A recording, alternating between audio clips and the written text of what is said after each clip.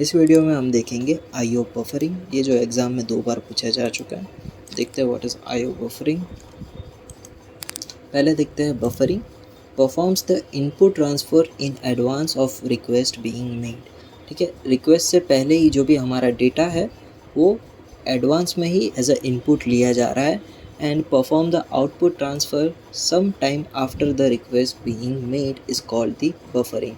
और यहाँ पे जो भी डेटा है वो एज अ आउटपुट कुछ देर बाद दिया जा रहा है, उसे हम कहेंगे बफरिंग। ठीक है, ये जो हमारे मोबाइल एप्लीकेशन में होता है ना, सेम वही डेफिनेशन लिखी गई है।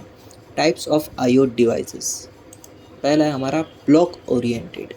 तो ब्लॉक ओरिएंटेड में क्या होगा? A block oriented device store information in blocks that are usually of fix size. यहाँ पे क्या होगा? जो भी हमारा डेटा है वो ब्लॉक्स के अंदर स्टोर होगा और ये जो है वो फिक्स साइज़ के होंगे। And the transfer R made one block at a time. यहाँ पे मल्टीपल ब्लॉक्स है और जब यहाँ पे डेटा ट्रांसफ़र होगा तब एक टाइम पर एक ही ब्लॉक का डेटा जो है वो ट्रांसफ़र होगा। Generally it is possible to reference data by a block number के थ्रू यहाँ पे डेटा ट्रांसफ़र होगा। Hard disk, floppy disk and optical drive such as CD, DVD, ROM are example of block oriented devices.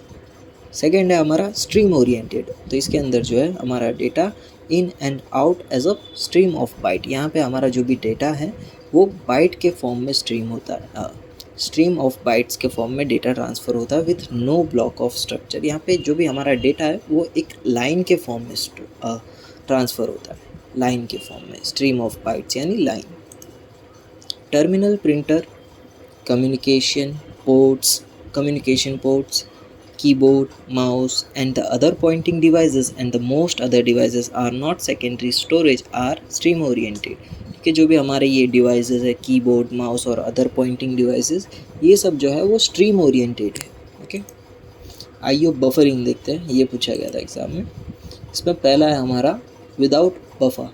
तो इसमें क्या होगा? ये मान लो कि ये हमारा प्रोड्यूसर है और ये हमारा कंज्यूमर है।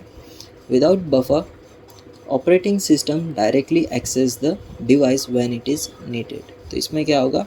जब भी यूज़र प्रोसेस को आईओ डिवाइस की ज़रूरत पड़ेगी तब वो क्या करेगा? ऑपरेटिंग सिस्टम उसे डायरेक्ट पूरा एक्सेस दे देगा, क्योंकि यहाँ पे बीच में कोई बफर नहीं है उसे स्टोर करने के लिए। ठीक है, अब आया सिंगल बफर। सिंगल बफर में क्या होगा? Operating system assign a buffer in the main memory for an IO request. अब ये जो बफर आया उसे हम क्या करेंगे? मेन मेमोरी के अंदर रखेंगे। किस लिए? आईओ रिक्वेस्ट के लिए। इनपुट आउटपुट की जो भी रिक्वेस्ट आएगी वो उस बफर में जाएगी और फिर उसके आगे जो भी यूज़र प्रोसेस को उसकी ज़रूरत है उसे वो असाइन कर दिया जाएगा। यहाँ पे मान लो कि बफर के अंदर एक डेटा आया, वो डेटा यहाँ पे स्टोर होगा, फिर वो डेटा जो है यूज़र प्रोसेस को मूव कर दिया जाएगा। थर्ड है हमारा डबल बफर। डबल बफर क्या होगा? Operating system use 2 system buffers instead of 1। यहाँ पे जो है ऑपरेटिंग सिस्टम के पास 2 बफर है पर वो एक ही बफर यूज़ करेगा, also known as buffer swapping. इसको आप बफर स्वैपिंग भी बोल सकते हो। A process can transfer the data to or from one buffer while the operating system empties or fills the other buffer। यहाँ पे क्या हो रहा है? आईओ डिवाइस जो है कुछ डेटा जो है इसमें पुट करेगा और ऑपरेटिंग सिस्टम क्या करेगा? सेकंड बफर के अंदर उसको फिल करेगा या फिर एम्प्टी करेगा। और इसके अंदर अगर डेटा फिल होगा तो ये जो है वो यूज़र प्रोसेस को चला जाएगा और फिर यहाँ से जो भी डेटा आएगा उसे ऑपरेटिंग सिस्टम फिर वापस इस तरह से मूव करके वापस यूज़र प्रोसेस को दे देगा। इसी तरह से जो है वो साइकिल चलती रहेगी। अब आया सर्कुलर बफर। सर्कुलर बफर क्या है? ऑपरेटिंग सिस्टम यूजेस 2 और मोर बफर्स। इसके अंदर 2 या 2 से ज़्यादा बफर होंगे। यहाँ पे डॉट डॉट है। Each individual buffer is 1 unit in a circular buffer. ठीक है, यहाँ पे जो भी हमारा एक बफर है वो एक यूनिट की तरह वर्क करेगा। Use when IO operation must keep up with the process. यहाँ पे जब भी हमारे इनपुट आउटपुट ऑपरेशन परफॉर्म हो गए तब सभी प्रोसेस जो है एक एक ब्लॉक में असाइन होकर यहाँ पे यूज़र प्रोसेस को जाएगी। ठीक है, यहाँ पे आईओ डिवाइस में क्या होगा? कोई भी यहाँ पे प्रोड्यूसर है, मान लो प्रोड्यूसर यहाँ से प्रोड्यूस करेगा, वो जाएगा सीधा यहाँ ऑपरेटिंग सिस्टम के अंदर और उसमें से किसी एक बफर को वो उसके अंदर प्रोड्यूस करके रख देगा और यहाँ से फिर वो चीज़ जो है वो कंज्यूमर यानी यूज़र प्रोसेस को मूव करती जाएगी, ठीक है। तो इस तरह से जो है सर्कुलर बफर होगा।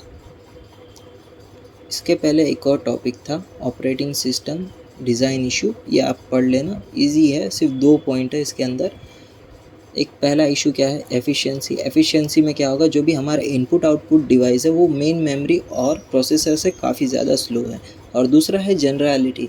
इसमें क्या होगा, जो भी हमारे डिवाइस है वो यूनिफॉर्म मैनर में वर्क करना चाहिए, पर हमें नहीं पता कि डिवाइस किस मैनर में वर्क करेंगे, क्योंकि हर डिवाइस की जो भी कैरेक्टरिस्टिक्स है वो डिफ़िकल्ट है। तो इसके लिए जो जनरलिटी है उसे अचीव करना थोड़ा डिफ़िकल्ट है। तो इसको आप किस तरह से अचीव कर सकते हो, हायरार्किकल या फिर मॉड्यूलर अप्रोच का यूज़ करके इसे आप सॉल्व कर सकते हो।